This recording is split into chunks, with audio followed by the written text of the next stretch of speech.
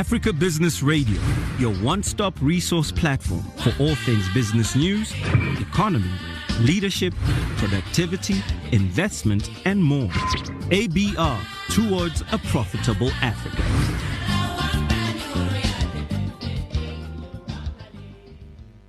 Good evening, everyone, and thank you for coming. My name is Soji Akinabi, and welcome to Africa Business Radio. Today, we are having... Thank you. All right, as I was saying, we're having a special recording live on this stage today, and I'll be sharing the stage with Looney. Like you all know, Looney is the founder of Fledge. And whenever Looney introduces himself, he says, I run Fledge.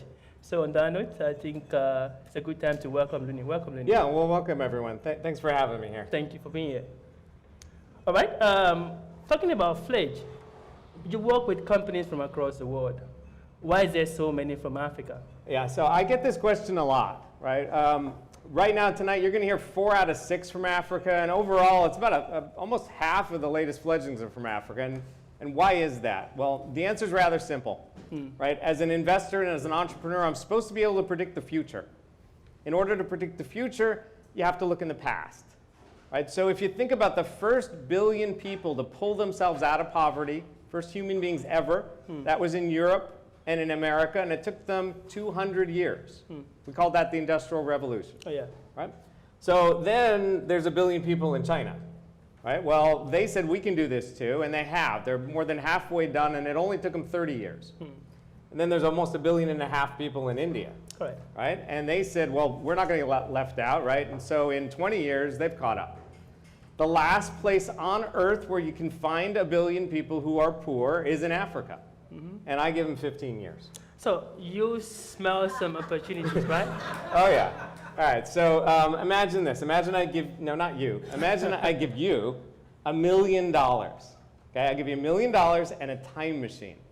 And when you push the button, you are transported back to this very building 120 years ago, and it was brand new. You're in a beautiful warehouse, right? But you're also in a country where 90% of the population are subsistence farmers, right? Where their homes don't have electricity or running water, right? Where you're in the city of Seattle, doesn't even have a train yet here, right? But you know it's coming, right? I suppose you do not need a time machine anymore. I mean, you can just take an airplane to Africa. Yeah, it's kind of the similar experience, except when you get to Africa, they all have cell phones. Yeah, they do. They do, actually. And so, as an investor, if you have seen what has worked before, you can predict what will work again, right? That's the idea, right? Okay. So well, we don't know exactly what's coming next. We know what's coming in general, right? We do know there's $1 trillion opportunity in just bringing the food and the water and the electricity to the poor people to make them middle class. That we know. But once they are middle class, right, I'm saying in 15 years there's going to be 500 million middle class living in Africa. Yeah. You know what they're going to want then? Tell me. Do you know? Do you guys know? Yeah, they're going to want ice cream, right? Right? It's hot in Africa. So here's what'll blow your mind, blow my mind. There's 2 kids right now somewhere in Africa. I have no idea where. They are 6 years old. They have never tasted ice cream. Okay. Right? In 15 years, they're going to be 21. Let's call one Ben and one Jerry because they're going to be millionaires selling ice cream in Africa. All right. So you actually sounded like a typical capitalist. Well, I am a capitalist, right? So I'm a conscious capitalist. Okay. Right? And the difference is that Fledge is a for-profit. All the fledglings are for-profit. We're all mission-driven for-profits who are bringing these services to the people who need them in order to make money and scale up and make a few $1 trillion. I would say that should be for a profit, conscious company that is telling these stories as well. I mean, this narrative, Well, this new narrative about Africa. there should be, there is, right? Yeah. So this is why Africa Business Radio was invited here, because we need to tell these stories. If you go to Africa and you turn on CNN or BBC or CNBC, they're all there. Yeah. If you turn them on, they're still talking about the colonial economy. They're still talking about oil and diamonds and minerals, right? They're not talking about the story that's staring them in the face, which is this rising middle class. And for the same purpose, I started Africa Business Radio 2 years ago as an independent source of business information from across Africa, We cover from emerging startup stories to macroeconomic stories across the continent. We have a team of about 15 independent journalists and, of course, 3 full-time staff. And these guys are spread across from Nairobi in Kenya to Lagos in Nigeria to Accra in Ghana, even to Lusaka in Zambia. Wow. And what kind of shows do you have on this network? For now, we have about 15 different shows, from news and market analysis. We've got brand and marketing. We've got the business of agriculture. Farming is big in Africa. We've got the business of entertainment. And the music industry in Africa is booming. And we've got shows like property and real estate as well. All right, so you're Africa Business Radio. Correct. Right, so you have a radio station in 54 countries? No, just, so for now we have just one single online streaming radio network, and also a podcast network, series of shows. But we're also planning to have a separate stream for East Africa, West Africa, and Southern Africa, so that we can cover the different regions in addition to a Pan-African view. So you're like a 21st century, you're like Bloomberg of Africa. I mean, you could say that. Yeah, okay. And we will. And so, how many people are listening to this stuff?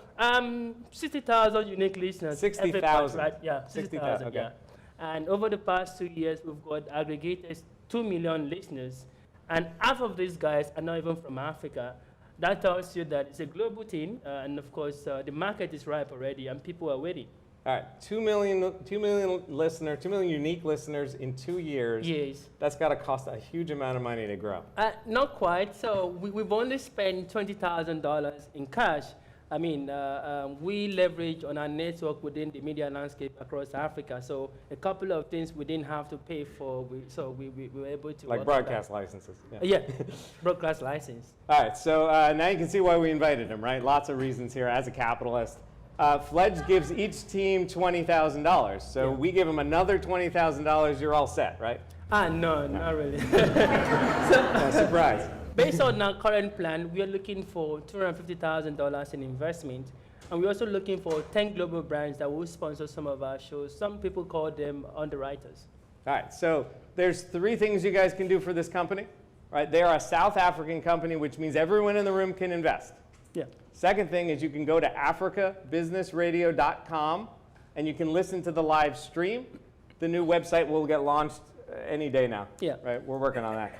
And then third is you can take out your phone, you can go to iTunes or Google Play, and you can subscribe to any of those podcasts, right? Just like you do with NPR. Yeah, and if you'd like to join us, please speak to me after now. My stand is just right there. But from now, we're going to just... time to sign off, yeah. It's time to sign off. So thank you very much for joining us. Africa Business Radio, towards a profitable Africa.